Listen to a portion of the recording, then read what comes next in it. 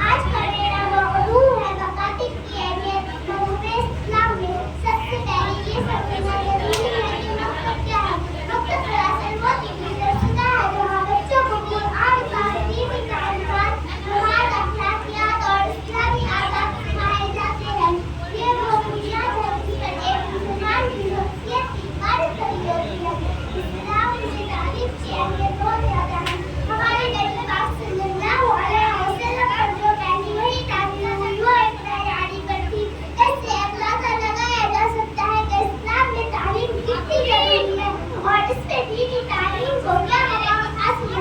مکاتب بچوں کی ابتدائی تربیت کا اہم ذریعہ ہے۔ یہاں بچے قرآن مجید، ناظرہ اور تجوید کے ساتھ پڑھنا سیکھتے ہیں۔ یہاں ان کو نماز، وضو، اخلاق، سچ بولنا، بڑوں کا ادب، والدین کی خدمت، جھوٹ سے بچنا، حلال و حرام کا فرق اور اسلامی اقدار سکھائی جاتی ہے۔ یہ وہ بنیادی چیزیں ہیں جو ایک بچے کو اچھا مسلمان بناتی ہے اور آگے چل کر ایک بہتر انسان اور معاشرے کا مفید فرد بناتی ہے۔ محترم حاضرین، آج کے دور میں تو دنیاوی تعلیم کو بہت اہمیت دی جا رہی ہے۔ ہمیں یاد رکھنا چاہیے کہ دینی تعلیم کے بغیر دنیاوی تعلیم ادھوری ہے۔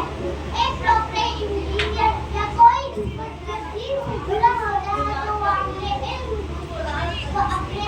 کو انسانیت کی خدمت کے لیے استعمال کرتا ہے۔